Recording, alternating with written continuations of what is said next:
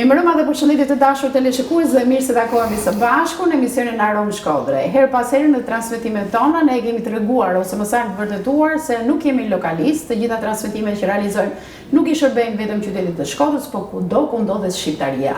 Dhe për më tepër jemi munduar që të sigurojmë ura bashkëpunimi edhe me vëllezërit apo motrat tona që jetojnë në malësi. Në malësinë e madhe apo në malësinë e mbi Shkodrës e të ndryshe. Janë marrëdhënie shumë të ngushta që kemi me të gjithë vëllezërit e motrat tona, kryesisht në Tuzë, por jo vetëm atje ku jetojnë shqiptarët, në tokat e të parëve të tyre, që fatkeqësisht për efekt rrethanave historike janë pjesë e territorit të Malit të Zi. Megjithatë, këto bashkëpunime do doja që jo vetëm ne si televizion, por dhe televizionet e tjera të kenë më të shpeshta dhe her pas here në transmetimet tona të kemi personazhe që meritojnë plotësisht që të jenë pjesë e këtyre emisioneve dhe që të përcjellin përmes bisedave mesazhe shumë të vyeshme për të gjithë ata që janë duke na ndjekur. Fusha e folklorit, me siguri nga detajet e vogla që ju vini re edhe në studio, na tërheq në shkodranëve, por edhe gjithë shqiptarëve kudo që ndodhen. Mundohemi të jemi pjesë e tyre, por nganjëherë nuk e kuptojmë ndoshta një poezi, një valle, një varg, një gestikulacion të shprehur. Dhe për të folur për vallet kryesisht të malësisë, ne kemi ftuar një personalitet mjaft të nderuar, jo vetëm atje ku ai jeton, pra në pjesën e malësisë në territorin e Malit të Zi, por kudo ku ka shqiptar. Jo vetëm në Shqipëri, në Kosovë, Maqedoni, kudo ku shqiptarët bëjnë organizime të ndryshme, pasi emri I tij I mirë I ka përcyer tashmë kufi. Mirë se erdhe koreografi Shtefan Ujkaj. Mirë se zgjeta, faleminderit për ftesën, faleminderit për një introduksion të jashtëzakonshëm të bukur, për fjalët tuaja të bukura, për ata që ka bani për kultivimin, për promovimin, atë rrëdhërujtjen e etnokulturës sonë, folklorit dhe etnokulturës në përgjithësi. Janë të shumë të tituj që ju mbani, apo dhe cilësime që janë bërë, vlerësime që janë bërë, dhe për ne nuk dim se këtë rëndisë më përpara. Por kemi kufizuar ndoshta lidhur edhe me bisedën që do të zhvillojmë. Janë vallet e malësisë, është vallja e logut për cilin do flasim, dhe ju kemi ftuar në rolin e një koreografi, por pse jo ta shfrytëzojmë prezencën tuaj edhe në rolin e një instrumentist I mjaft të njohur. Le të flasim përgjithsisht për vallet e malësisë, për folklorin, duke e shprehur që në fillim të bisedës është e vështirë të ruhet folklori I pandryshuar, autentik në malësi, në pjesën tuaj, sepse tek ne ndoshta ka ato prirjet e komercializimit përgjithsisht folklorit. Po, gjithku e lanej janë një ngjajshmëri me situatën në folklor, mirë po ndonë se në të kaluarën janë kanë disa iniciativa dhe sa themelime dhe veprimtari të shoqërive kultur-artistike në zonën e malësisë, të cilat fillimisht janë marrë me atë folklorin burimor, me atë pasuri, me atë thesar folklorik burimor të Treves, të fshatit, të Bajrakut, të Malit, kupton, kështu që ato zone janë ruajt, bajag janë ruajt dhe kultivuar në vonsken, edhe kanë pësuar disa stilizime mirë, po unë janë një ndër ata I cili me një fanatizm dhe me një pasion kam tentua me e ruajt originalitetin e atyne kërcimeve, atyne valleve, atyne riteve, atyne pamjeve, atyne koreografike, atyne lojrave, edhe një libër kam botuar në drejtim, kështu që e kam pas pasion, edhe të qenë se jam në shoqërinë kultur-artistike Besa që është në fëmijëni, që është në klasë dhe 5 shkollës fillore, aty shkon pasioni edhe tradita se babai edhe ata të mit ishin të folklorit, kupton, vinë nga një trev, ma gjepse nga kanjoni Lumit Cem, një vend jashtëzakonisht pitoresk, ku të frymëzon natyra, ku të frymëzojnë zojst, ku të frymëzojnë zanet, tingujt, ma gjeps, jonet, zerat e këngëtarëve të Kilmendas që ti sjell një murla atje në lugin e Cemit, një mrekulli natyrore, edhe në atë harmoni ta qujet në muzikore, aty linda edhe u rrita edhe në shoqërinë kultur-artistike Besa, por që është në fëmijëni edhe në rini, më pëlqen të jashtëzakonisht vallëzimi, edhe aty ndoshta kur merrshim pjesë në disa festivale lokale, apo republikane, apo dhe ma jashtë, ma gjanë, kupton se jem ka shumë prezentativ,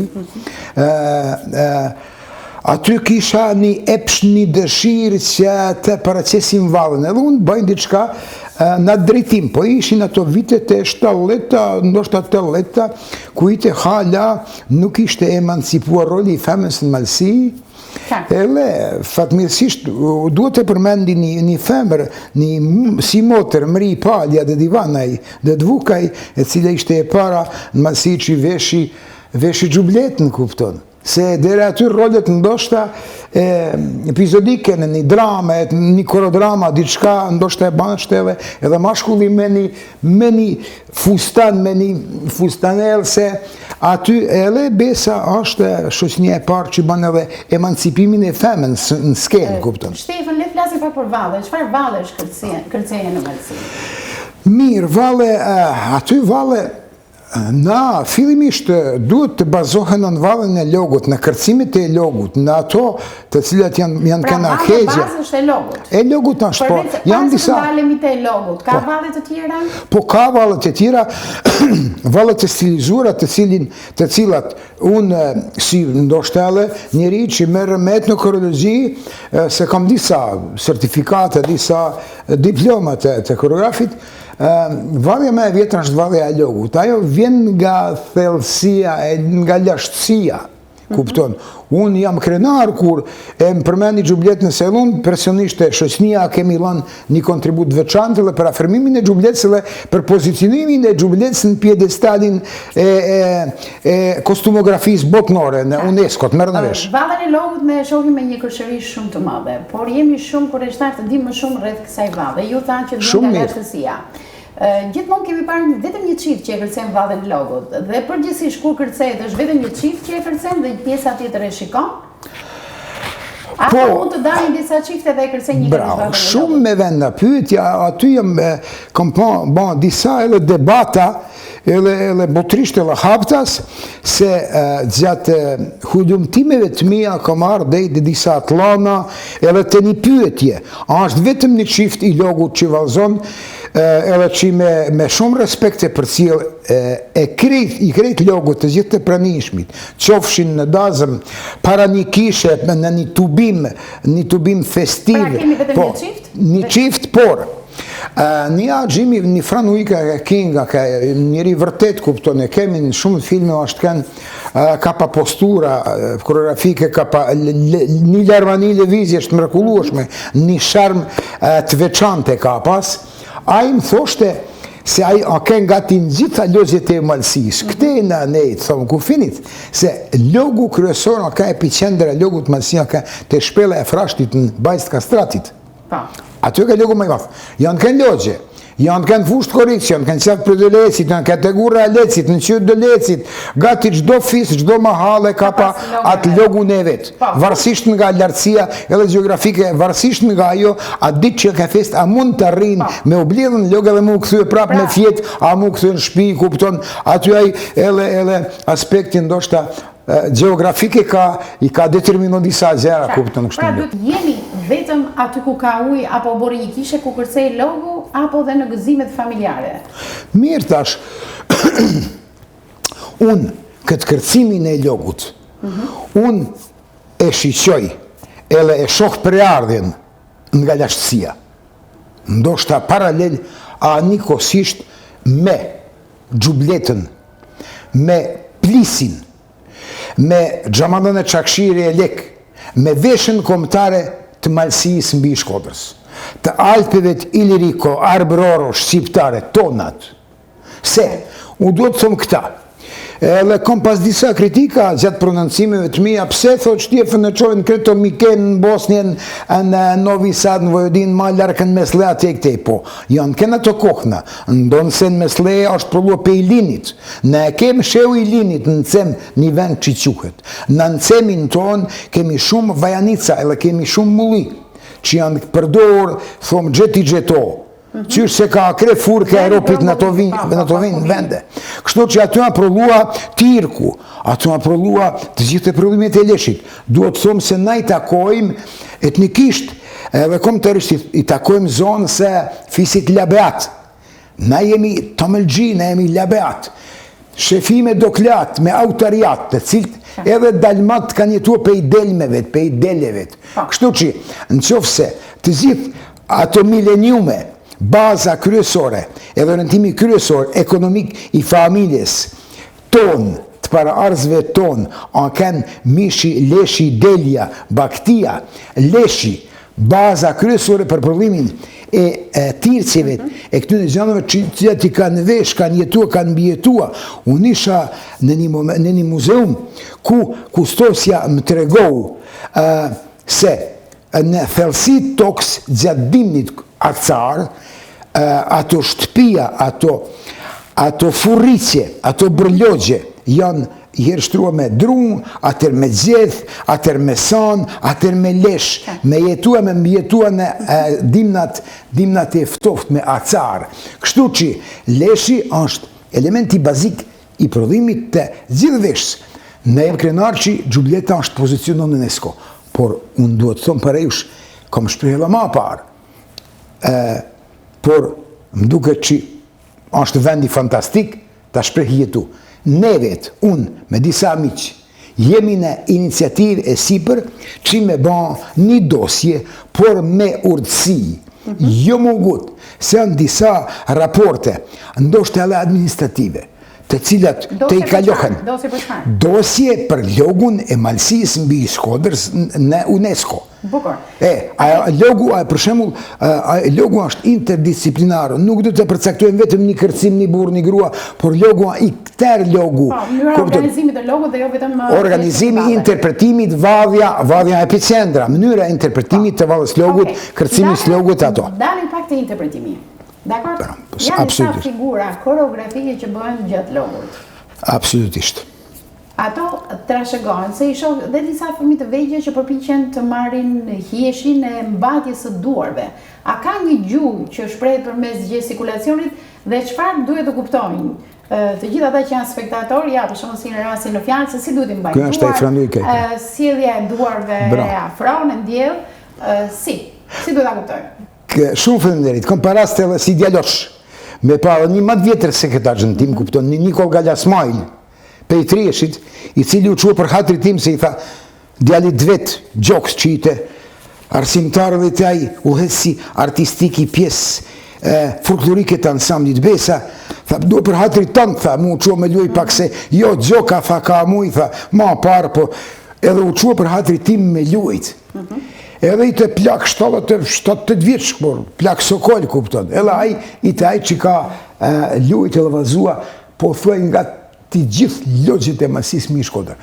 Pej Shën Kolmajit, pej Shpele Frashtit, deri Nika i Mërtur, Shale Shosh, njëj si Valtar, edhe i të Sokol, edhe deri nga Shë Krasnice, kupton, kështu që, unë e kuptoha pe i babit tim, që aj i ka përmledha të postura, televizja, të laramani, më të bukura që i ka pan logje edhe i ka interpretu aj vetë. Se ka mujt, ka pa talent të lanke. A mund të shpegojmë të leshëguzve disa nga gjithë?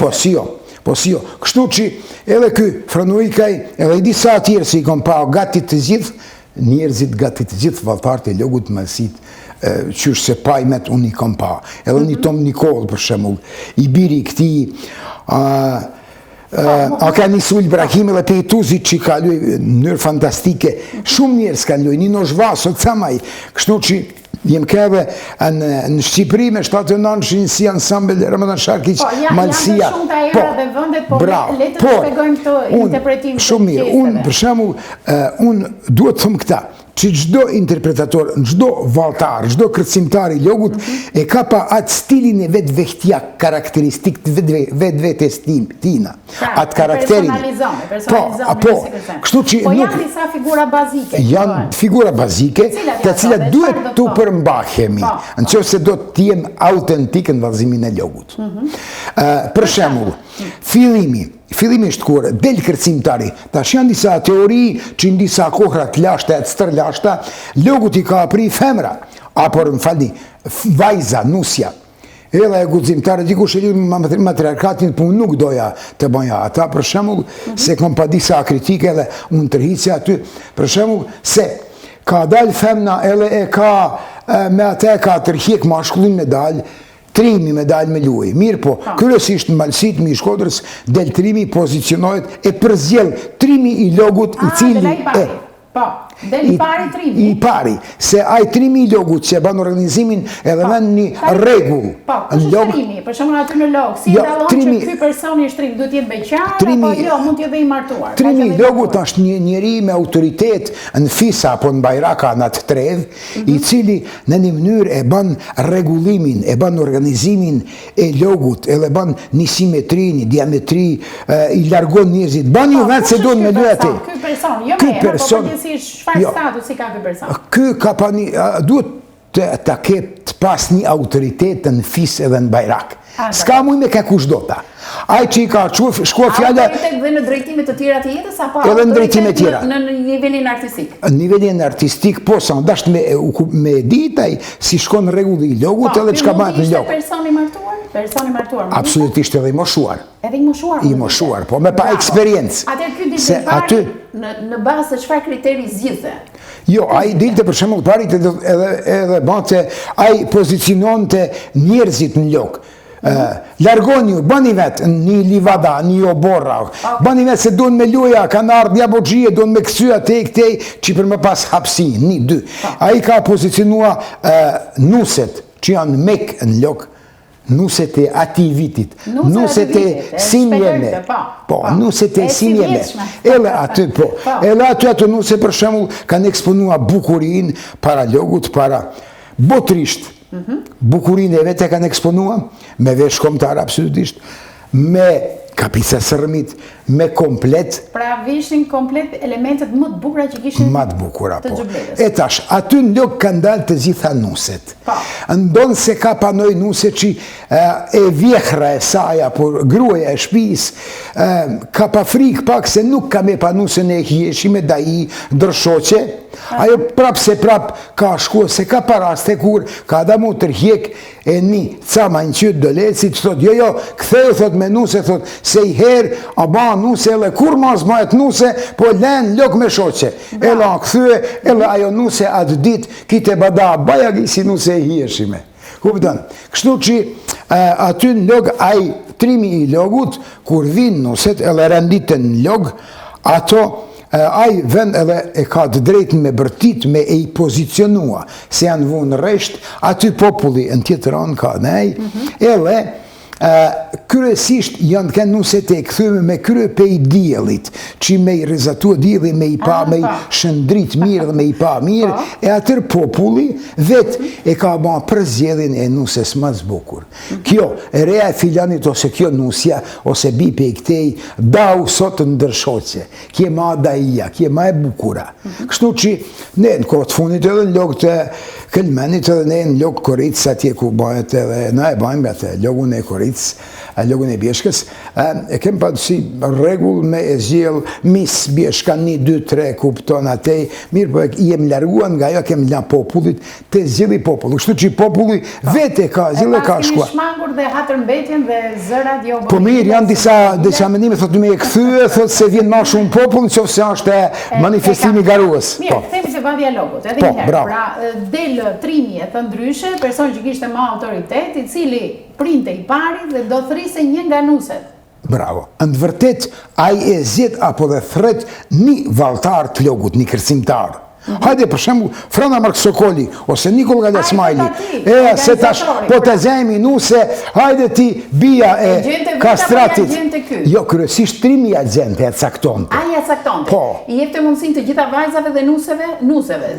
Jo, kryesisht është dasht aj me zjet një gudzimtare, e cila nuk e këtërtnoshe edhe ka di me luaj, e ka pak lërëmanin e levizjes. Mund të qëronte që ti ishte 2 herë ajo, gjatë 2 jave, 2 herë, pavarësisht nga grup mosha, apo pavarësisht nga stazhi i nusnis, a i grani, që i ka pa. Pra, kush ishte me shkata dhe mos ishte e turpshme.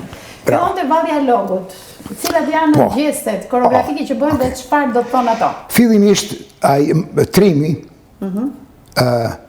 kërcimtari, ai shpërthen me një levizje i qonë duart në vërtet, hap duart i qonë në alt, merë një postur të jarë zakonshme, si djallë malesh, kupton, edhe në disa raste i ka ra 3 herë me majtë kam toks. Që do thot? E ka therë tokën nanë, a lidh me tokën me qiell. Kupton, edhe ka dalë botërisht para krejt logut me e pa, edhe me demonstrua atë sokollekun, atë bukurinë e lojës, bukurinë e vallëzimit, e jo vetëm të vallëzimit apo personale, po dhe të logut në përgjithësi edhe të etnisë, edhe të krahinës apo të zonës të cilit ta takon. Se gjithmonë në këto raste malsori ka pa një delimalli. Delimalli në botë kuptimin e fjalës afirmative, një delimalli, një krenari. Pas ti gjesti? Pas ati gjestit a i ka shpërthy, ka avu dorë në koqik, edhe kryesisht me dorë djathtë ka shkua të e baket levizje dhe të usiel rotull logut, në vërtet rotull, populli ka i pozicionuam jashtë të moshurit. Nusja s'ka dalë akoma? Jo, nusja nuk del akoma. Ele aj e ban një rreth jot plot, ty e bat kërcimin 3 hapshin asimetrik, atë sinkopën kërcyese, e cila është shumë e natyrshme dhe kemi në gjak edhe në genetikat kërcim, sa është edhe kërcimi gëzueshëm edhe sokoll, kupton. Kështu që e ban atë rreth, edhe me atë paracitin e ti groteske, ndoshtë edhe tërhec një bukuroshe, në vërtet atë bukuroshe atë femen e bje në i 3.000 logut, thot se kjo këtrikula, kjo bia e ka stratita, me luaj me i kumar që në erthja bogji, edhe a i ka drejten e flet, edhe atër ajo, ky edhe i cet atë femen, atë nuse grua, edhe a i vetëm se e shqyqon, edhe me sy e tërhec, edhe a i vazhdon atë rrethin e ti, se gjithmonë në valët logut shkon sillet valtari ashtu si sillet dielli, si akrepat e orës. Nuk më pëlqen kur i shoh kur bajnë disa lëvizje. Aty për shembull kemi aty ullën e qumshit, kemi një raport mitiko-kozmik, kupton, janë gjëra shumë të lashta. Vinë nga lashtësia, kupton, s'u thash labeat, thash preardhja e këtyre, kështu që edhe ky kërcim e ka atë lashtësi se ndonë se në kohën atë lashta s'ka pa përcjellje as tash, në qoftë sa original vadhja logut, kërcimi logut nuk ka përcjellje muzikore, por ka vetëm një ritëm të sërmit të nuses, edhe të kam vetë të valtarit. Me atë ritëm, ai ritëm i ba qiftin. Dhe me çfarë shoqërohet? Me instrument, me... Jo, vetëm sërmi, aksesort e nuses, pa melodi, pa këndim. Ndonë se ma vonë ka pa këndime me një valvitje të lehtë valzimi si që asila i valja rotullo më i sujzes se populli që ja ka përqarg e ka ba një luhatje në levizje. Të gjithë që ndrojnë në heshte dhe të gjoj vetëm e gërsitura e sermi dhe bijuve që kishte... Bijuvet, po. Ndoshta, disa momente, a i 3.000 logut ka përdor një ritëm me 2 gurë. Ka lanë një ritëm në bazë të sinkopës kërcyese, në bazë të kërcimit të trimit letëgruës. Ai kërcim është përcjell me shumë dignitet, me shumë respekt, edhe me respekt kanë valzu valtarët. Se, gestikulacioni gjatë valzimit është i tillë, sa që flet shumë edhe për imperativat moralet malsorit.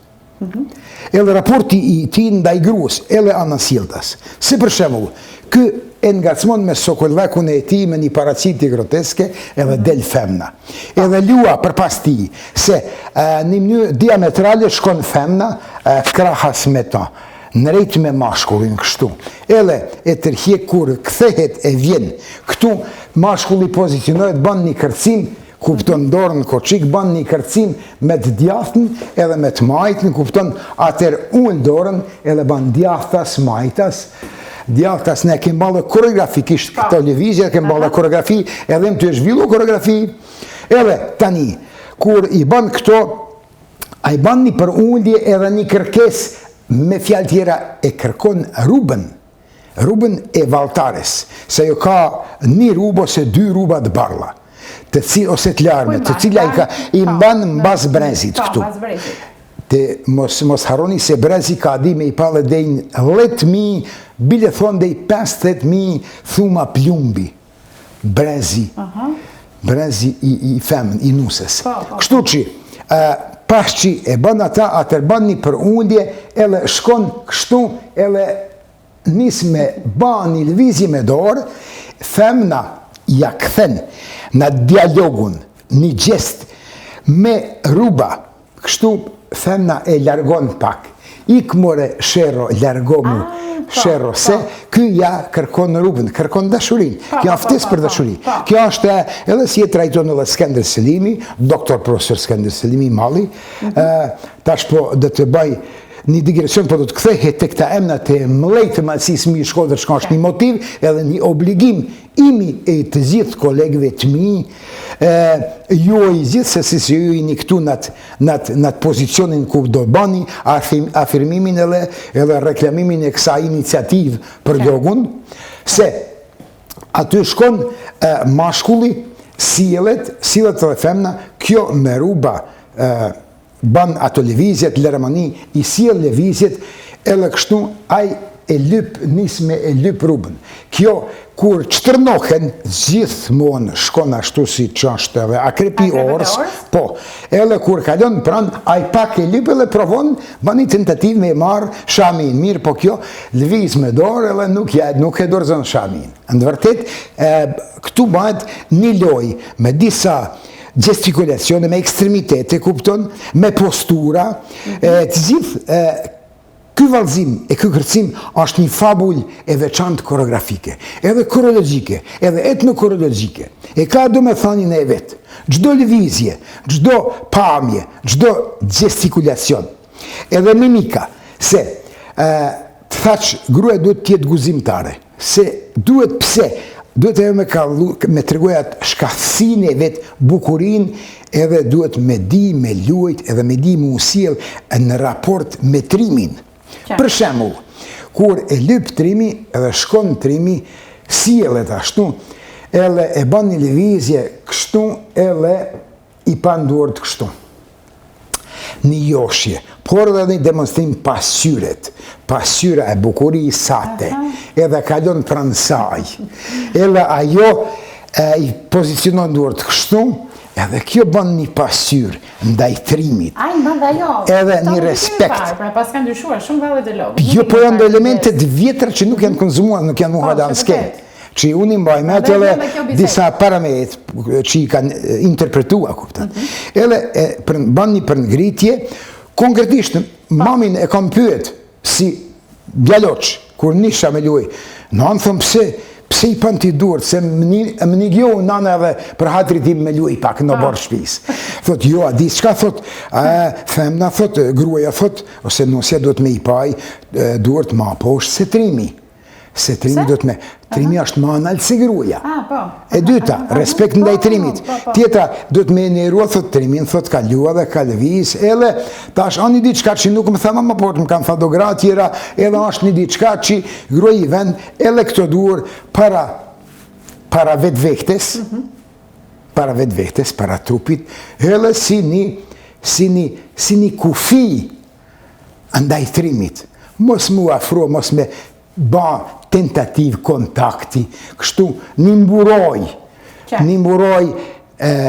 etnike, një mburoj, jo, më falë, morale kështu ndoshta, imperativave të morale të malësorit, kështu, edhe banat levizje, veç një respekt.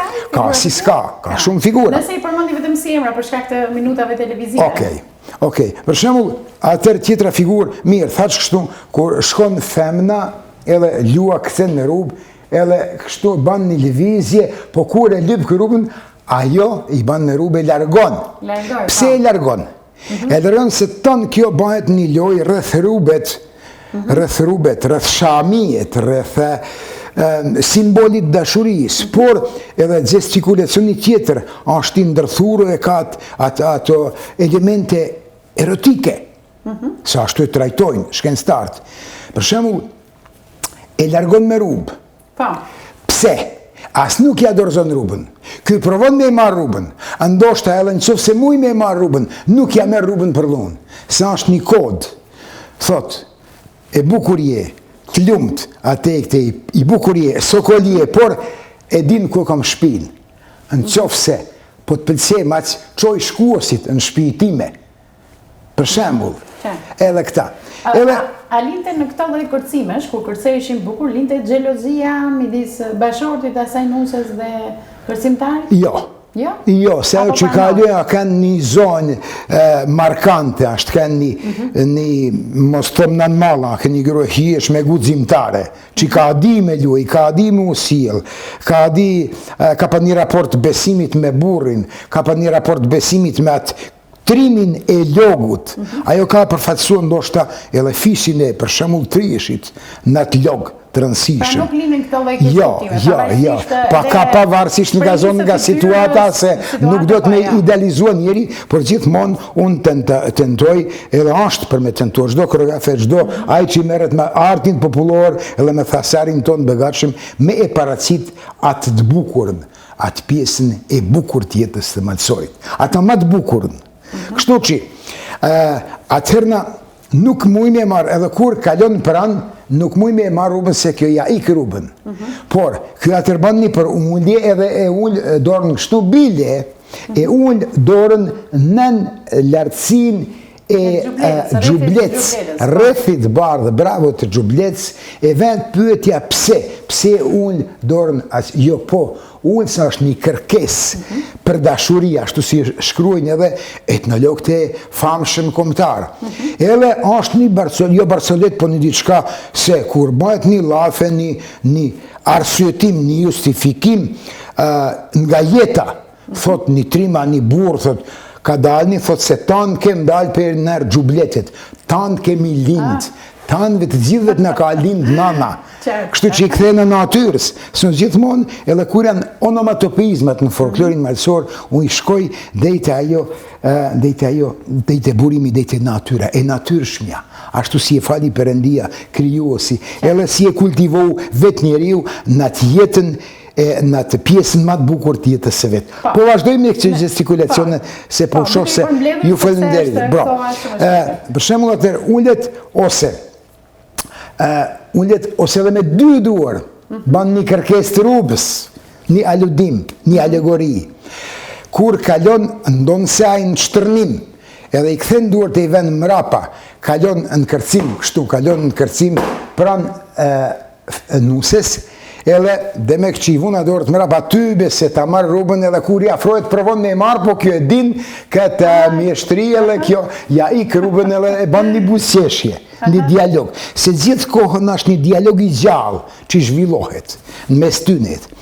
Edhe prap, aj për shembull një moment, prap e ban të rotullim, kërcen, demonstron me ato posturat e veta, demonstron, ban edhe disa lëvizje kështu që simbolizon ndoshta edhe unë e qumshtit, se thaq, ka një raport edhe mitiko-kozmik e tërë kjo lashtësia jonë edhe kulturore, kur jemi aty, kështu që kur ban këtë lëvizje, edhe sjelu e pështilu kanë pa thashtë, edhe cikli jetës, kupton. Edhe ban atër një shpërthim me krahte e vetë, kupton, edhe një përngritje. Një përngritje me demonstro sokën, lekun edhe definitivisht me e bind atë nuse se është bukuria e tina, dominante edhe nuk muj me e refuzua atë për shemull. Sa më zjanë, si ko zjanë të ravja logut, sa shkon, si minuta? Po, nuk me shko ma shumë, se minute gjysë 2-3 minuta, varsisht nga këto postura, nga këto laramanin, nga këto lojrat të cilët i zhvillojnë në dialogimin, në të kërcim. Ele, kur kalon, për shemull, atërna, qka banë mashkulli, atër menon për disa ideje, atër për ullet në gjunjë, kupton edhe zjerë një sahat me qostek nga gjepi i Gjamadanit, edhe i josh e fshini herë, edhe lua me ta, thot e kom edhe sahatin, ta kushtoj ty, atër ndoshtë edhe pistoletën, unë levoren, thot, nuk e shes, ja do të marra, ja do të vdes, për shemull, se i thot shit sahatin merë mua, janë ato le këndime në valën e kënduar, në të rrethin për qarkë që i këton në logë, kështu që i ka ndoshta ka pas momente ku ka zirë edhe një bajonet, apo një shpat kupton me demonstru edhe, po ndoshta dhe trimni do të mbroj ty edhe fisin dhe gjithë me kalzu një trimni. Pra mund të vazhdoj dialogu dhe... Mund të vazhdoj, po janë të kufizume. Janë të kufizume, ka është edhe një lëvizje tjetër. Për shembull, ka pa raste ku ose trimi, ose edhe fem në gruaja, nusja, ka pash një krozh. Edhe pasaj krozh, disa momente ka di me ban lëvizje, si kur me lëshua kokra drithi. Aja është simbolizon pjellërine, dëshirën e trashëgimisë gjenetike, qka është jashtëzakonisht e përfatësume edhe në simbolikën e kreatyrën e simboleve në veshën kombëtare, para gjithash në gjubletin e mësërë e që janë jashtëzakonisht e pasun edhe lyp hala, lyp zbërthime. Mezi se atë zbërthime unë i zej në qofë se lejoni bash në atë burim aty ku burën gjubleta në malsin tonë, në të albet tona. Pse një lullnica i 92 vjeqare më thotë, ku frymzove për këto bukuri, për këto lullje, për këto shenja, po në tokë thotë se tana i ka toka, lullet i ka toka, zjethin e ka toka. Janë edhe do shenjët të trashigura, që është ndoshta nga kohrat e lashta e stërlashta, por të gjitha menoj se, në qofë se, ka jetua, e lasht kanë jeta këtu, gjithmonë që ka thomë, që është se gjeti gjeto, në qofë se është lind, apo paracitet diku gjubleta ndo terakota, ndo statuja, në mesle e diku, në atë kohë, ajo gjublet është punua këtu, pej leshit, pej deles. Këto të dhëna që ju i referuat në studio dhe për të gjithë rishkusi që janë duke në ndikur, mund të gjeni në veprën Vallet dhe lojrat e marsis, folklori koreografik malsor, Shtjefan Kolla Ulkaj. Pra është një botim që ka dalë tashmë në librari, ku mund të gjeni të rishkusi nëse duan të dinë më shumë rreth. Jo, kështu, faleminderit shumë. Kam ba me një tira është caktuar, kjo është libër dhurat për pasionant e për njerëz të cilët merren me folklor, të cilët po, do të shërbej si ndihmes ndoshta edhe në ato punë koreografike, si edhe juve për shembull të cilët e meritoni të keni këtu për shembull, kështu që i kam lanë institucionet edhe shoqënit kulturistike të gjitha i kanë. Edhe institucionet, për shembull, edhe në Europë, edhe në Vijen, edhe në Berlin, edhe në Sarajevo, edhe në Cetin, edhe në Zagreb, edhe në Stockholm, edhe në shumë Prishtinë, Tiranë, absolutisht kupton, është një ndihmes, është një doracak për po mirë, ka këtu, thonë vetëm se është ngacmues për hulumtime serioze, që duar vetë edhe u lutem duhet të thëmë diçka. Me plot krenari, përgjithësi, edhe ndoshta të shprehi një kërkes për përkrahje. Pse jo? Ty e cenë se, e besoj që e din shumica, por ka teleshqyqyes që nuk e din, se nga malësia mbi i Shkodrës, nga malësia e madhe, malësia lindi, si tradit, korifejt, kolost e folklorit malsor, kombëtar edhe ndërkombëtar. Mos të harrojmë Dijonin e 1970, ku dominoi ansambli shtetënor. Në krye me Besim Zekthin, Lili Cingu, ku ishte edhe një Melisa Bibezici, e cila ishte në kulmin e botës në Bolshoi Teatr në Moskvë. Ishte bi nga Tuzi, shkodrane. Besim Zekthi, në librin të cilin e boton Dedin Suli, shprehet a i vetë se jam, thot, me përardhë jam hot pe i hotit, jam pe i zeka i vetë hotit. Më falë, Genc Kastrati, a i me krenari, thot, se është kastrat si lashtë. Për shembull, e kemi një Angelin Preloca, nga Vërmoshi, i Kilmenit, i cili pak para disa javet u shpal antari i nderit i Akademisë Arteve të Bukura të Francës, në Paris, i cili vallëzonte me një kingun e baletit botëror, me një Rudolf Nurevin, për shembull. Kemi njerëz të cilët janë ndoshta meriton një nga malësia, vete të gjithë nga malësia, kështu që ata na motivon dhe na obligon të bëjmë diçka më shumë në këtë drejtim. Pyetje para se ju të na interpretoni diçka me filmin tuaj që keni marrë sot me vete. A keni interpretuar ndonjëherë në Shkodër? A është ndonjëherë mundësia në Shkodër? Jemi kaq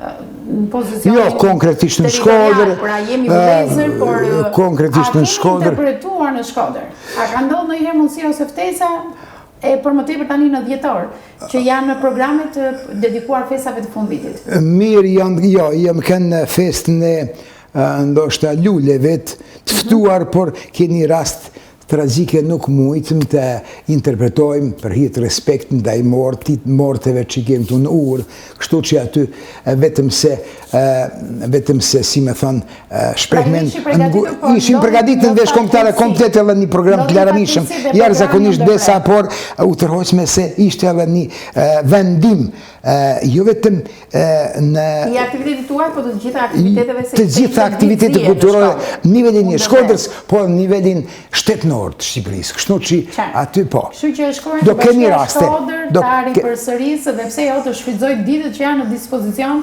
që t'ju kemi, kush e di se çfarë figure kemi me paraste falënderit Perëndis. Afrimi këtu për ne është Shkodër Locja, është burim etnokulturor, historik, se për shembull në një libër, në një kodifikim të këndëve shkodrane, 500 këndë shkodrane, aty hasi gatë të gjitha këndë malësore, edhe të vjetra. Kështu që ka pa aty një raport, malësia, qyteti, të gjitha ato, edhe të gjitha këto stoli janë banë qytetin e Shkodrës, jo vetëm të malësis, po dhe ma zonë se Shkodër Locja ka një epicentër kulturore mesletare. Është vërtet. Mund ta kënaqim teleshikuesin që është duke na ndjer kur e ndoqi bisedën tonë rreth logut me një melodi instrumentale nga ju? Nuk kushtësoj, po, vetëm se dua shkurt të përfundoj atë thanjen time për një nevojë drejt punës serioze, shkencore, të entuziastëve, dhe pasionantëve në konceptin e Valles Logut, gjersisht. I përmendat gjithë ta kurife, këta njerëz me të cilët krenohet krejt kombi shqiptar. Edhe jo vetëm kombi shqiptar, se në Suaza, për shembull edhe një, Recep Çeliku, mu më ka tha personisht, unë jam një juaj, një veriut, nënë e kom pas, pej Prishtinë, thot, ishte me preardhje, jo gash, por, pej Krasnicjet, do më thënë aty, edhe Recepi, edhe thaq, Skender Selimi, pej Nokshicit, doktor Skender Selima, i cili ishte 9 vjetë udhëheqës artistike në Sami Shtetit. Thaq, Besim Zekë, thot janë pejotit, Genc Kastrati, një sokol i pate i kalushëm, i cili edhe tash udhëheq vallet, pjesën më të mëdha të valleve, do më thënë në Samin e Shtetit. Melisa Bebezici, shumë, kemi edhe këtu një Aldo Nika, një koreograf të jashtëzakonshëm, një punëtuar, një njeri me një pasion të jashtëzakonshëm, një njeri i mirë, edhe talent para gjithash, kështu që edhe atej ka, ndoshta edhe unë një takoj pak më larg një kategori njerëzve të pasionuar që shkoj, por tash nuk di sa lejon edhe mosha për shembull, rrugës tynet, por ap një kontribut breda mundësive të kapacitetit tim, kështu që jemi në iniciativë, duhet përmendë edhe një avokat, Nikol Camaj, i cili është në këtë iniciativë, se aty në disa raporte, thaqë edhe më parë, është shoqënia Besa, kështu që do të marrët një diçka, se do të kemi një emision tjetër që do të diskutojmë rreth tyre, sepse janë shumë emra dhe publiku nuk është se identifikon të gjithë me radhë. Absolutisht. Kështu që le të provojmë të luajmë diçka instrumentale. Mirë, tash nuk duhet të thotë se u lolla, por pak lypet edhe frym këtu me pas. Kështu që mos pritni një interpretim, por shkurt, haj disa jone të këti bëllbëllit maleve dhe të dëgjojtë në studion të i, qka është knatësi për mua edhe nderë.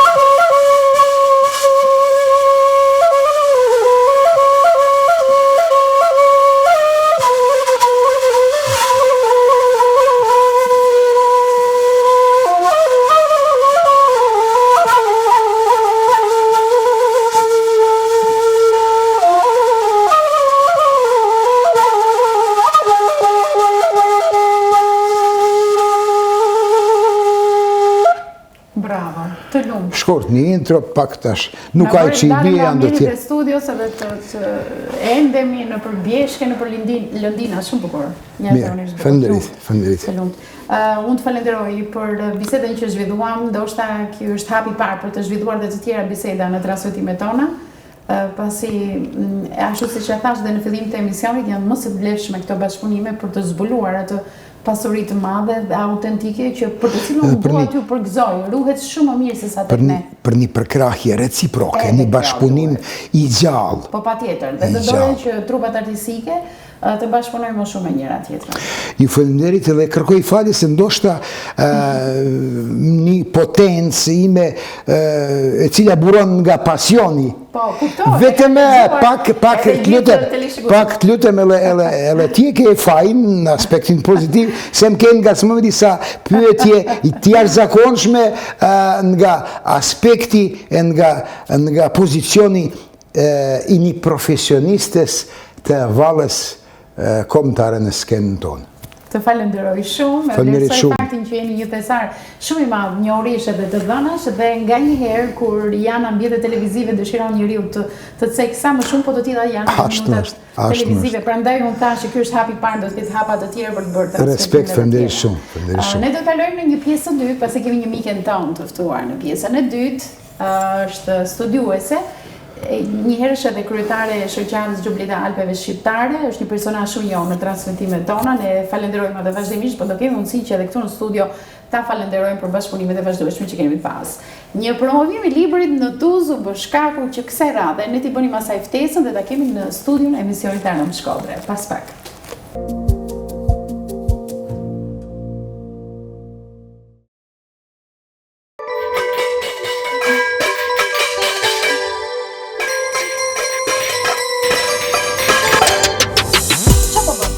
Po gatuaj, festat para ja, pula, gjeli, gjitha që duhen bërë. Edhe për vitin e ri do gatuajmë. Po gatimi është kryesorja, pa gatim çfarë bën ti për festa? Jo, do bëjmë diçka tjetër këtë vit. Ne çfarë bëjmë më mirë se sa gatim? Eja me Ku është? Ku është? Te pula. Hajde! Po gjeli, ku është të bëjmë? Hajde!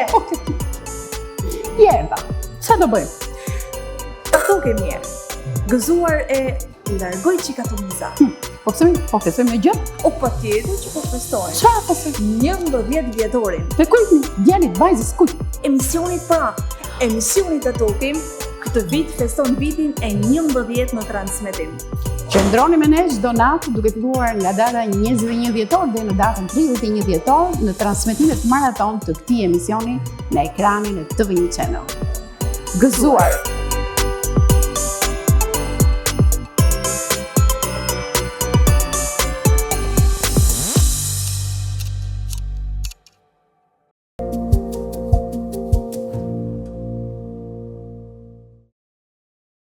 Dhe pas një bisede shumë të frytshme dhe të vlefshme për të gjithë teleshikuesit që e kanë adhuruar vallën e logut, por është dashur një informacion më shumë për ta shpjeguar gjithë gestikulacionin që e shoqëron atë, ne do të vijmë në pjesën e dytë të emisionit me një lajm tjetër të gëzueshëm, ku ka më bukur se sa të shohim promovime të studiuesve tanë që arrin të botojnë libra me shumë vlerë, dedikuar Xhubletës, konkretisht Xhubleta, pasaportë dhe identiteti kulturor kombëtar me autore Rita Kallaj Shkurtaj, një vepër shumë e vyer të promovohet në Tuzë, në Kuventin Komunal.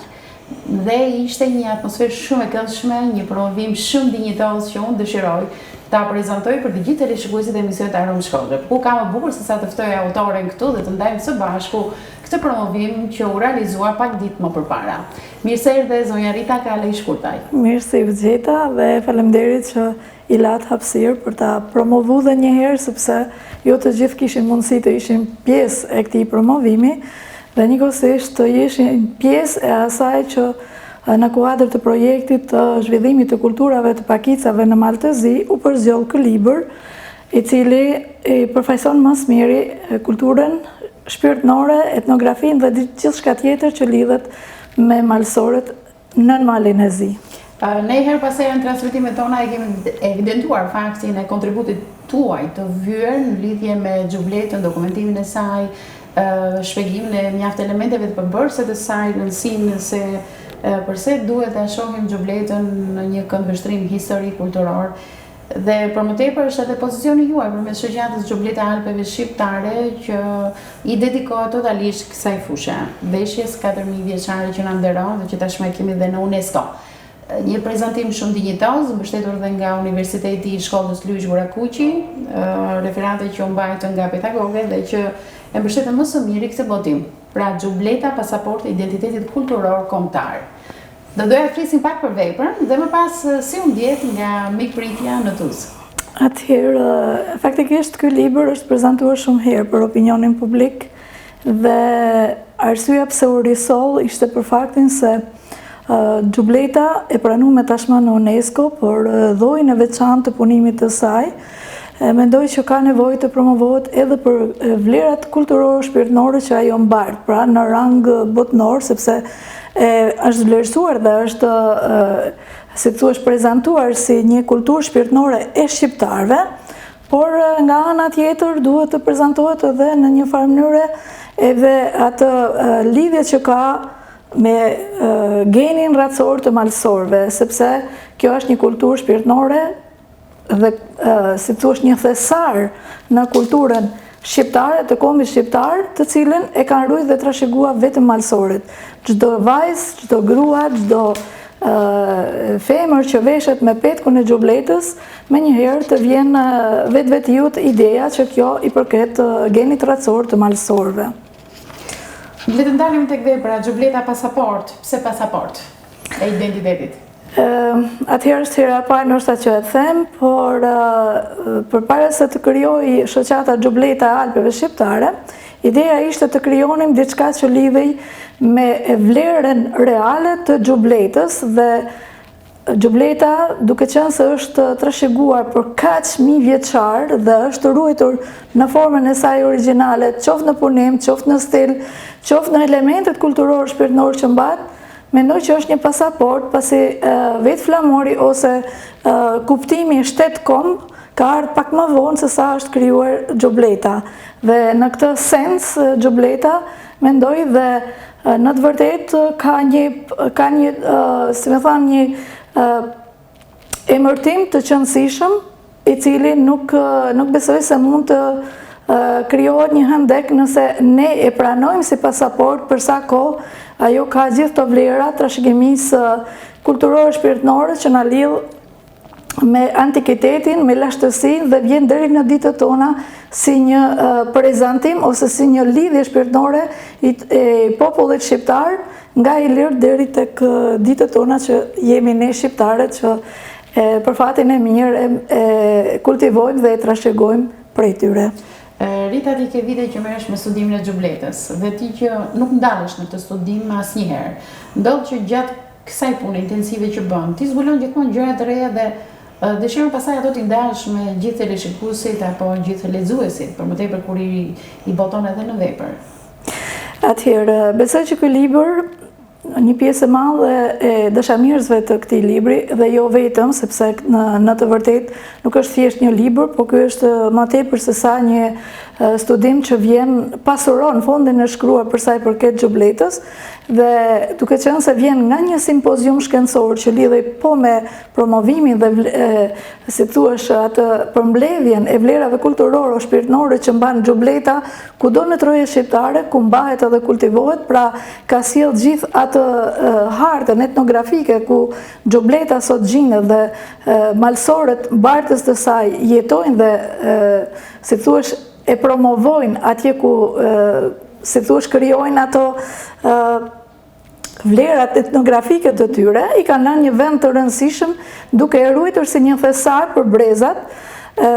Mendoj që këtu ka përveç vlerave, si thuash, materialeve historike shkencore, janë mbledh edhe ato të trashëgimisë gojore, të cilat ndoshta në kohë të ndryshme është kanë e pamojtur të bien ato vlera reale, për sa kohë me studimin e Xhubletës janë marrë kryesisht vetëm ata që janë, si thuash, parapërcaktuar nga institucionet shtetërore të asaj kohe, ndërsa sot është një mundësi krejt tjetër për të pru se cili ato vlerat reale nga vjen, mjedisin social ku kultivohet dhe ato, si thuash, ato të dhëna të trashëgimisë gojore që ndoshta nuk gjenden as në libra, janë të përmbledhura në këtë libër. Edhe kjo është gjë shumë interesante që na grish për ta lexuar.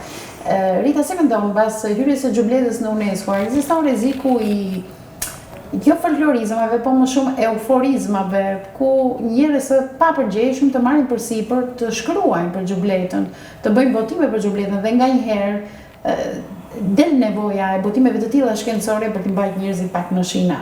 Kujdes, mos të ta teprojnë, mos të tjetërsohet, sepse nganjëherë një person teksa lexon nga të dy anët ndodhet në një dilemë, keq informim.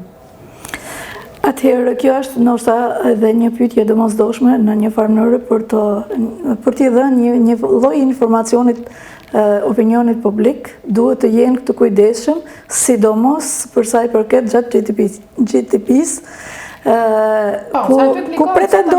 ku pretendojmë se aty ne mund të gjejmë çdo lloj informacionit, duke qenë të vetëdijshëm se informacionet që vijnë nga GTP-ja kryesisht janë si ato sitat që marrin ato çka aty në u duket më interesante, por asnjëherë nuk mund të jetë materiali shkencor ose që e identifikon në vlerat reale që ka Xhubleta. Përsa i përket pyetjes, duhet të jemi koshient sepse sidomos në këto 30 vite tranzicioni u dha mundësia të shkruajë gjithkush. Lën shumë për me dëshirua kur dikush që nuk e njeh fare pretendon të shkruaj ose pretendon të promovoj Xhubletën në atë mendësinë e vet ose në ato kontakte që mund të ketë me personazhe të ndryshëm që deri diku pretendojnë se janë njohës të mirë ose që ato dinë dhe të tjerët jo. Më rastis shumë herë ose edhe nga ato që vinë si pasuri shkencore kombëtare, ku deri diku arrin të pretendojnë që Xhubleta i përket malësisë së madhe dhe deri aty arrin ajo mos njohja e etnografisë dhe hartës etnografike, sa që pretendojnë që Xhubleta është e malësisë, malësia është kelmen dhe kelmendi është e gjithë malësia.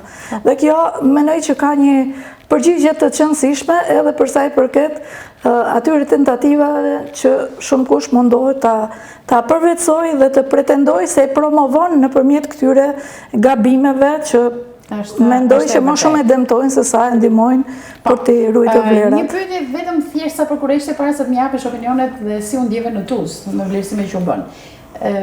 E kujtoj që para viteve 90 ose të paktën ka përcjelljen e viteve, një Xhubletë edhe është falur, është dëruar, është keq trajtuar, është lëmënjan etj. Pra, nga një vlerë shumë e ulët, minimale, se nuk po them vlerën zero, nëse do doje ta tregtoje.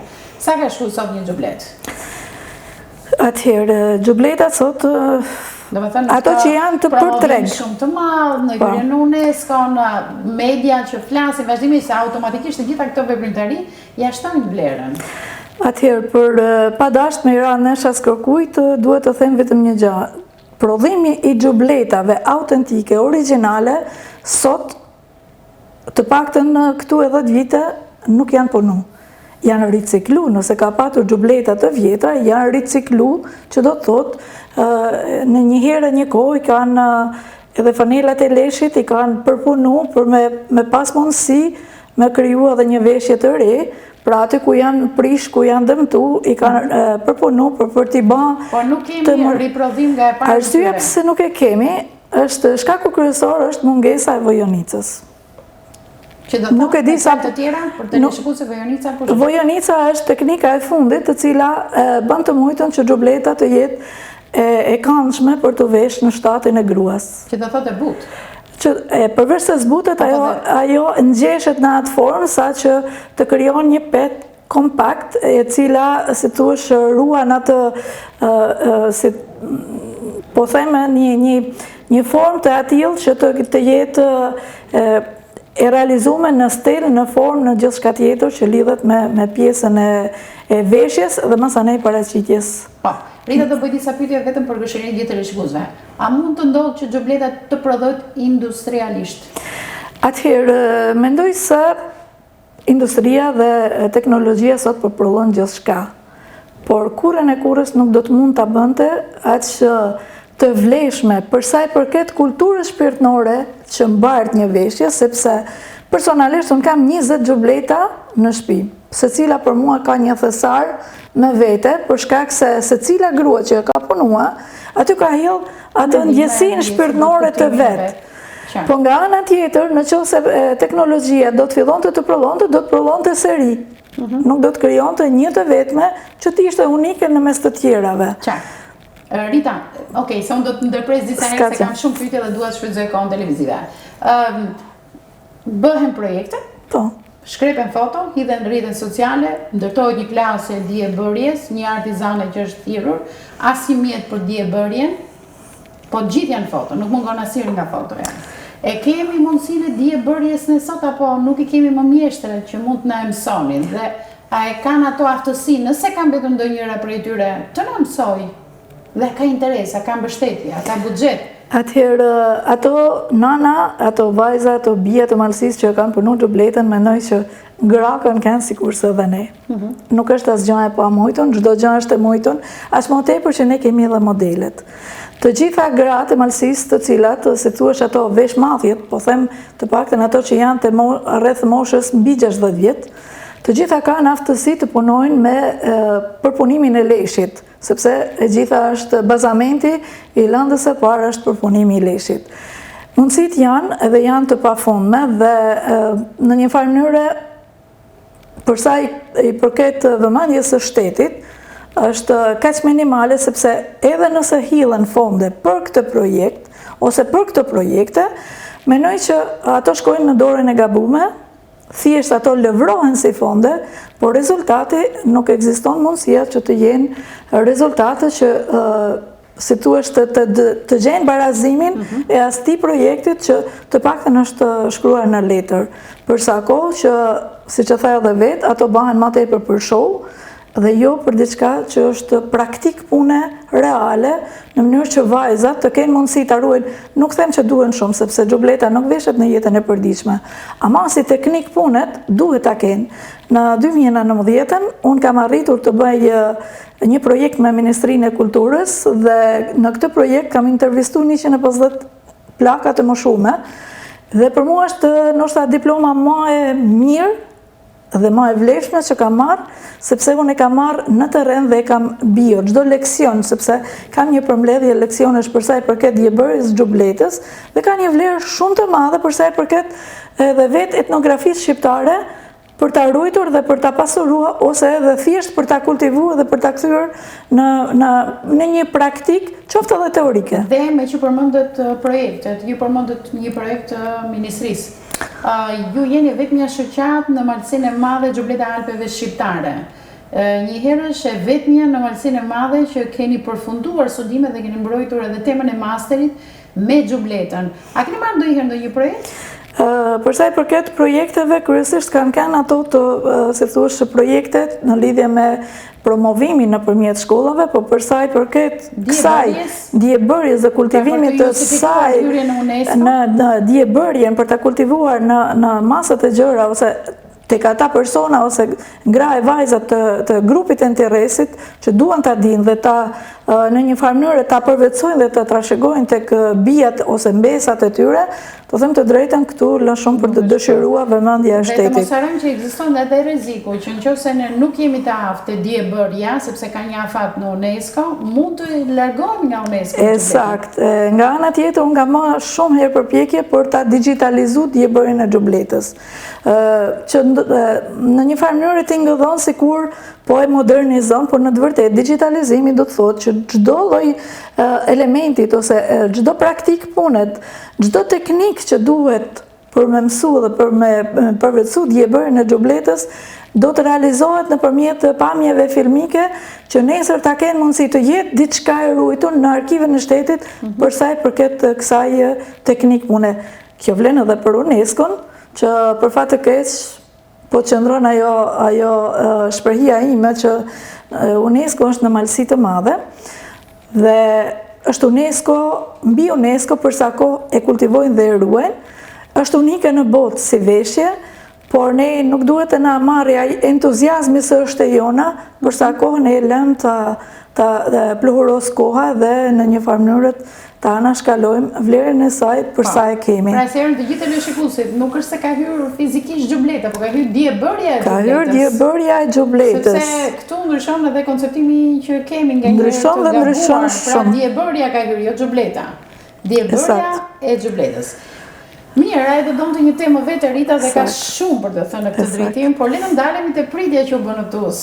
Unë për vete kam ndjerë një kënaqësi të jashtëzakonshme, me pritja, interesimi, i kam parë çdo antar të auditorit me një vëmendje dhe interesim shumë të madh. Më ka bërë shumë përshtypje kjo, ndryshe nga ne këtu që në masën 30% nxjerrin celularët, merren me celularin, e heqin vëmendjen e tjera. Vëmendja është shumë e madhe. Të them të drejtën, në më thanë ishte hera e parë, sepse s'para më zë emocioni për një aktivitete, sidomos këto kulturore, dhe vërtet u ndjeva emocionume për atë interesin e madh të jashtëzakonshëm që shprehen malsorët, dhe sidomos për një libër. Por me sa kuptova dhe siç e thash edhe atje, gjubleta duke qenë se është një pet që përfaqëson vetë malsorët, dhe aq më tepër malsorët nën malin e zi, ose malsin e veriut, sepse duke qenë se malsia madhe e pret kufini gati sofrën e malsisë e ndanë për gjys, menoj që ata malsorë ka një pasuri edhe më të madhe se sa ne. Për shkak se ata kanë ruajtur dhe trashëgojnë akoma të formën e vjetër, që ndoshta për ta ai dialekt në një farë mënyrë ndoshta u duket sikur i penalizon, por ta shohësh ta vlerësosh në ato parametrat e një studiusi, mendoj që për sa kohë flitet kjo, gjubleta ka vlera akoma më të mëdha për sa i përket prezantimit të vet, prezantimit të vlerave shpirtërore që ka, asaj kulture të sjelljes, të kodeve të organizimit familjar, të kodeve të, si thuash, lëvizjeve institucionale që ka bën, sepse po ta quaj institucion të lëvizësh nga një mal për më shku në një mal tjetër, ose nga një fis në një fis tjetër, gruaja ka patur një barë shumë të madhe, sepse në petkun e gjubletës është dashur të ndërrojë fisin e vet, rodin e vet, që malsorët shumë e përdorin këtë shprehje, është dashur të ndërrojë kullën e vet, familjen, nënën, babën, gjithë fisin, nga ka marrë atë edukimin, por nga ana tjetër të ndërrojë edhe fisin e burrit. Pra, gruaja ka pas peshën më të madhe për sa i përket vlerave kulturore. Po dhe nga ana artistike, pa më përpara kishim zotin Shtefan Nujkaj, ku gjubleta hieshon femrën, jep autoritet e saj, jep shpirtin e bukur. Sakt, edhe nga ana tjetër, përveç asaj hieshis dhe mallështisë që të jep, gjubleta ka një ndjesi mbretërore që kushdo që e vesh, flas për femrat, arrin të përshëndesim nga studio. Angela është vajza e zonjës Rita, e kudo gjendur, e gatshme për të ndihmuar nënën e saj, ndërkohë që në këtë foto tjetër kemi fëmijët e këngëtarit të ndjerë Lindon Samaj, Liridona dhe Liridon Samaj, të cilët i vlerësoj shumë dhe i falenderoj, sepse si është ajo shprehja, dardha bie në ndardh. Ata me shpirtin artistik që ka, si vetë thush, që ka trashëgua babai i tyre, janë vërtet fëmijë model për nga edukata dhe shumë çka. Dhe kolegen tuaj në TUZ, në foton pak më përpara. Atëherë atje, të them të drejtën, kam shumë dashamirës për sa i përket atij, si thush, atij kombinimit dhe marrëdhënieve për sa i përket bashkëpunimit, qoftë për promovimin e gjubletës, por edhe në organizimet të ndryshme. Kujtoj këtu në organizimin që u bë për promovimin e diebërjes gjubletës në pallatin e brigadave, ku thirrën 60 gra e vajza, u mblodhen, dhe ajo thirrja ime për t'i patur edhe nga gjitha trevat e malësisë, ato të gjitha një herësh dhanë kontributin e tyre, madje edhe shumë prej tyre edhe u vetë afruan. Kjo ka kënë ndoshta edhe ajo, se thuash, uniteti që malsorët kanë për njëri tjetër. Ndoshta dje është dashur kushtërimi për luftë, sot është kushtërimi për të mbrojtë gjubletën dhe vlerat kulturore. Para se ne të ndiqim një reportazh që kemi përgatitur nga ky aktivitet, një përmbledhje e shkurtër e aktivitetit, do doja të ndalesha pak Rita tek mirënjohja që more. Sa vlerë kanë bashkëpunimet të tilla dhe që duhet ishin shumë herë më të shpeshta midis nesh edhe pjesës tonë të ndarë padrejtisht në Malsi. Mirënjohja është shumë e madhe, të them të drejtën atje unë ndjej vetin gjithmonë sikur kam një vend deri, pavarësisht se bashkëpunime. Sa kemi kuptuar? Kam shumë bashkëpunime dhe për shembull do kujtoj atë festën e çobanit që ata janë gjithmonë të gatshëm dhe janë prezent. Në qershor, 15-16 qershor. Ajo është mirënjohja më e madhe që në një farë mënyrë përsa kohë ata pranojnë të bashkëpunojnë dhe vinë pa kushte, për mua është, si thuash, ajo lidhja shpirtënore që malësorët dasht e pa dasht e kanë këtë ndjesi për të kenë gjithmonë aty ku sofra e malësisë shtrohet. Po, dhe gjejmë rastin të përshëndesim të gjithë artistët e shoqërisë kulturore Besa e Trieshit që vinë sa herë tek festa e çobanit na nderojnë edhe festën. Do kujtoj edhe diçka tjetër që mendoj që duhet ta themi në kulturën shpirtënore të malësorëve dhe sigurisht tek ato elemente të bazë që janë ato shkrollat e xhubletës, tek malësorët nën malin e zi ka disa elemente që duhet i si thuash ti studiojmë deri në detaje, sepse për shembull kupa e Podgoricës, e cila është gjetur shumë afër Dioklesas apo Dukles, siç e quajnë malësorët, aty ka disa elemente të kulturës shpirtënore të asaj kohe, pra të antikitetit, dhe lidhet me periudhën paleokristiane, por shumë elemente të saj ne i gjejmë edhe tek xhubleta. Kemi varrezat e vuksanlekajve, që aty ka shumë elemente, pavarësisht se janë varreza, janë elemente të cilat janë të gdhendura në gurët e varrit, por që janë elemente jetësor, blata janë elemente të besimit, të bestytnive e shumë çka, të cilat gjinen edhe tek veshjet, por ka edhe diçka tjetër kohët e fundit më ka rastis. Pullumi ku do gjenur në për xhubleta dhe ato qëndismat e xhubletës, e kam gjetur edhe në çemerët e dyrëve, pra që lën të kuptohet që kultura shpirtënore e tyre është e lidhur fort edhe me ato çka mund t'i quajmë petkat të lashta e të reja, të cilat në një farë mënyre malësorin nën petkun e tyre, flet me gjuhën e tyre, pra nga lashtësia deri në ditët tona ajo flet me ato simbole dhe prezanton vetin në formën më të mirë të mundshme. Ju flisin kështu dhe unë mendoj një herë që jemi gati në një botim tjetër. Sepse studimet e tua nuk ndalen asnjëherë, ti vazhdon dhe gërmon në atë pasuri. Të jashtëzakonshme, po më pëlqen se gërmon aty ku të tjerëve nuk ju shkon mendja fare. Dhe ndoshta kjo përbën edhe një merit tjetër tuaj. Ka shumë çka për çka duhet të bashkëpunoj. Kryesisht tashmë i kam kthyer syt tek diaspora për shkak se ndoshta është e vetmja shpresë, pasi shteti në një farë mënyre është shumë inferior për sa i përket këtyre promovimeve, vlerësimeve dhe shumë çka tjetër, por mendoj se për sa i përket promovimeve nëpërmjet materialeve të shkruara, të cilat e pasurojnë fondin e shkruar jo vetëm për xhubletën, por për krejt kulturën shpirtënore të malësorëve dhe jo vetëm, mendoj që ata janë shpresa ime dhe e tyre e fundit, për shkak se nëpërmjet tyre ato mund të marrin edhe za. Për sa i përket digitalizimit të diebërës së xhubletës, gjithmonë kam kërkuar dhe rend mbas institucioneve si e vetmja formë për ta mbrojtur, më interesonte forma juridike e saj. Dhe përsa kohë të ketë një mbështetje juridike, pra nuk është thjesht për të promovuar shoqatën, gati as xhubletën, sa ka nevojë të promovohet dhe të arkivohet kultura shpirtënore e malësorëve, e cila ndoshta deri diku është thënë gabim, ose është lënë pa thënë fare. Qartë. Xhubleta, pasaporti, identiteti kulturor kombëtar, pra kjo është vepra për cilën ne po flasim, po e zgjerojmë si bisedë dhe do të kemi pas pak një reportazh të përmbledhur të gjithë aktivitetet të promovimit që u realizuan në Tuz, ku mund ta gjejnë teleshikuesit e veprën, nëse duan ta kenë. Atëherë një pjesë e madhe e tyre dhe tashmë e kanë nëpër bibliotekat e tyre personale, por gjithmonë duke më shkruar në Facebook ose edhe në rrjetet e tjera sociale, ku shpeshherë edhe ua kam dërguar edhe me post. Pra me emrin Rita Kala e Shkurtaj, e gjejmë në Facebook. Mirë, kalojmë te reportazhi, shijojmë të gjithë së bashku dhe kuptojmë se sa mikpritje mirë u treguan në Tuz.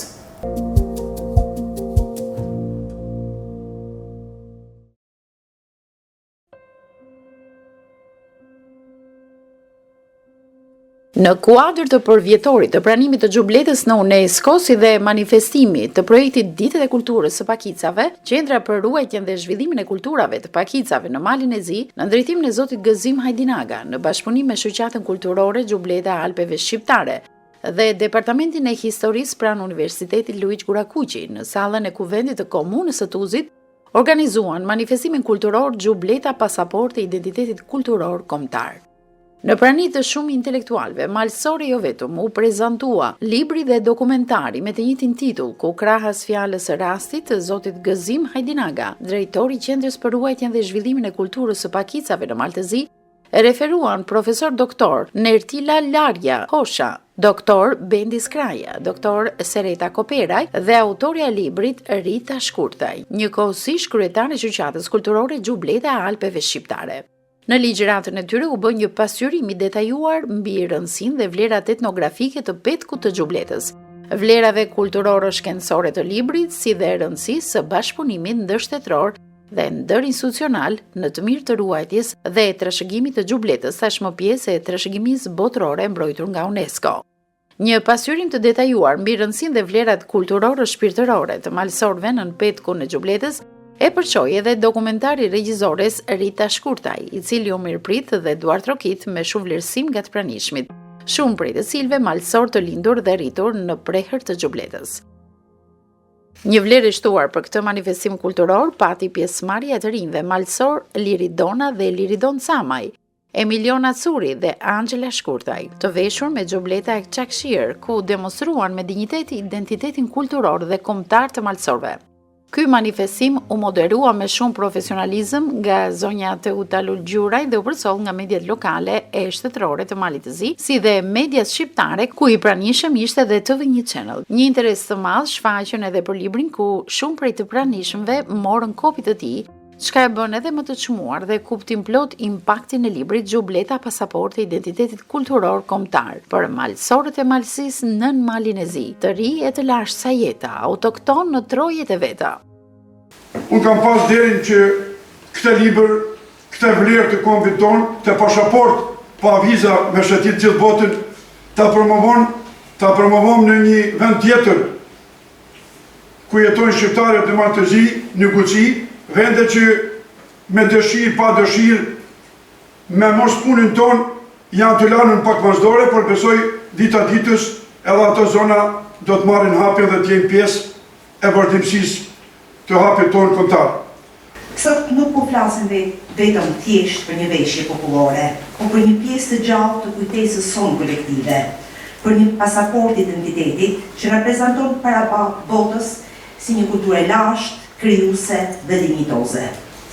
Libri Xhubleta Pasaporti e Identitetit Kulturor Kombëtar na kujton se kjo veshje nuk është vetëm ornament, as vetëm folklor, ajo është tekst i shkruar me lesh, me ngjyra, me simbole, ku çdo palë, çdo vit dhe çdo muaz përmban një kuptim.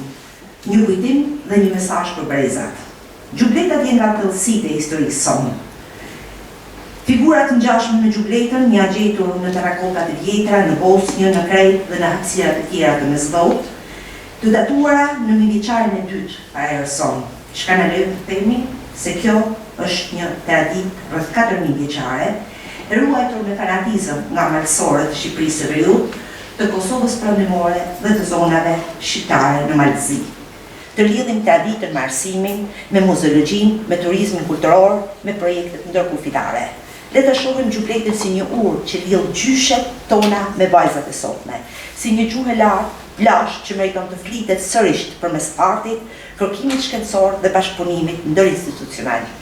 Ju falenderoj për vëmendjen dhe uroj që mbretëresha kostume dhe xhubleta të vazhdojë të na bashkojë me krenari, me kujtesë dhe me një vizion për të ardhmen. Faleminderit. Epicendra e rradhëve kulturore të kësaj trashëgimie kulturore duhet të fillojë këtu. Pse? Sepse do marr vetëm një shprehje që të bitë e xhubletës e kanë trashëguar. Ra kjo rrugë dhe u pa. Ka thënë shumë çka. Ka thënë gjithçka në të vërtetë. Sepse në këtë formë malësorët kanë përcjell dashurinë, respektin, vlerat dhe gjithë shka tjetër që lidhet, jo thjesht me xhubletën, me trashëgimin kulturore në mjedisin social ku ka krijuar identitetin e vetë, të trashëguar në 1000 vjeçar deri në ditët tona, për cilën ne sot bëhemi dhe jemi e ndihemi krenar. Xhubleta ka lind bia, fisnike të fishme, që ka ndërru fisin e Malsi, por në prejnë xhubletës janë vitë të gjitha të atrima për cilët ne sot krenohemi. Xhubleta ka lindur Precala, ka lindur Dexholula, ka lindur Dexholujka, të cilët Bacakurta, e shumë figurat të tjera për cilët krenohemi, po atë bekimin, atë vlerën njerëzore, ato dhuntit që ka Malsori në pranë xhubletës i ka marrë. Kështu që ndërimin ndaj saj është një obligim për secilin prej nesh. Me këtë rast, unë duhet të falenderoj edhe këta të rinj të cilët janë prezent këtu dhe kanë ardhur të demonstrojnë me veshjen e xhubletës përpara jush elementet bazik të xhubletës. Kjo secila prej këtyne ka një vlerë, edhe pse ndoshta nuk e keni shumë të qartë, por xhubleta që ka vajza Emiliona Culli, është xhubletë e Malsisë së Madhe, kurse xhubleta që ka Angela është xhublet tipologji e shllakut. Dhe arsye pse ka thotë është sepse shllaku, pjesa më e madhe e shllakut, ka në origjinë nga Malsia e Madhe, edhe pse sot njihen si bjeshka e Shkodrës. Ama xhubleta, pavarësisht se ku kanë migru dhe emigru malsorët, ka rujt atë tipologjinë e vetë dhe ka dhënë maksimumin për me rujt identitetin, nëpërmjet saj identifikohemi këtu e në të gjithë botën. Kjo është edhe një pasuri që na bën me kenë, jo vetëm krenar, por na bën me kenë edhe të vetëdijshëm për gjithçka që ne duhet të bëjmë, duhet të veprojmë dhe duhet të jemi ata illtar që do ta mbajnë dhe do ta trashëgojnë e kultivojnë në breza. Krahas vajzave, këtu para jush janë edhe një çift fëmijësh dhe për mua ka një rëndësi shumë të veçantë prezantimi i xhubletës nëpërmjet kësaj vajze, të janë fëmijët e artistit malsor Lindon Camaj dhe jo pa qëllim i kam pru këtu, pasi kjo xhublet që ban veshën kjo vajzë është xhublet e një bie dhe nëne prej Gruvde. Ka një punim të jashtëzakonshëm që unë kam kaluar në përdorjet e mia shumë xhubleta dhe punimi i saj është tepër i veçantë. Dhe si ruhen xhubletat? Ndoshta xhubletat kushdo që i ka mundësi ekonomike, pavarësisht se xhubleta është një investim që rrin stok, nëse mund ta themi në këtë fjalë, por e mira është të investoni që xhubletat i meten Malsisë. Është një pasuri që i përket Malsisë, ndaj duhet i mesin Malsisë. Ka një trashëgimi dhe një kulturë shpirtërore të jashtëzakonshme e cila flet me gojën e vet dhe prandaj duhet i mesin Malsisë, të trashëgohen brezave, sepse një herë për ta veshin pastaj do të kthehet vetë, do të ta kërkojnë. Mendoj që këta fëmijë, këto vajza, ato vajza që vishen në për aktivitetet që organizon komuna e Tuzit, malsorët, shoqatat, të gjithë sa janë dashamirës të saj, që organizojnë edhe festa e takime familjare, mendoj që janë amanetçarët më të mirë. Kemi shumë për të thënë, për xhubletën do duhet një natë dimri edhe s'do të mjaftonte t'i themi të gjitha, por secili prej nesh ka mundësi dhe ka obligimin minimumi të japi më të mirën e vet për të ruajtur dhe të trashëguar këtë petkë të lashtë, të cilat nënat tona i ka bërë jo vetëm fisnike, u ka dhënë mundësinë që nëpërmjet saj të identifikohen në të gjitha komunitetet e tjera ose të gjitha krahinat e tjera ku kanë qenë prezent, por njëkohësisht një malsore e veshur me petkun e gjubletës ka pas fuqi juridike sa një burr, sa një mashkull, sa një trim. Në një shami, sado e vogël të ketë kënd, ka mbulu, ka dhanë besë, ka shuhet gjakun, ka dhanë ujë, ka dhanë jetë, ka dhanë gjithçka. Prandaj edhe gjubleta është kaq fisnike dhe ne si malsor kena dignitetin më të madh që kemi fatin e mirë që kena lind në brend gjubletës, jemi trashëgimtarë të saj, por edhe kemi obligime të jashtëzakonshme ndaj saj. Të punosh një gjublet, ndoshta për të punuar një vilë, sado e madhe të jetë, për 4-5 muaj e mbaron. Të punosh një gjublet, sidomos të stilizuar në këtë paraqitje që ka kjo gjublet, ndoshta nuk mjaftojnë 9 muaj. Dhe gjithçka gruaja, vajza që ka punuar gjatë rrogës të saj, e ka bën me dashamirësinë e saj, jo thjesht për të prezantuar veten, por të identifikuar fisin, rodhin, me cilin edhe identifikohen malsorët dikur. E them edhe një herë, malësia e madhe ose malësia e veriut, sepse nëse kemi një kufi, kena veri dhe jug. Malësia e veriut, që sot është nën malin e zi, ka një pasurit të çmume, të pa identifikuar më mirë me thanë, që sot ne kena mundësi të japim një vlerë akoma më të madhe, jo thjesht pranimi i gjubletës në UNESCO, djevërja e saj si një nga llojet më të rralla, por kena mundësi të tregojmë botës vlerat e saj kulturore, shpirtërore.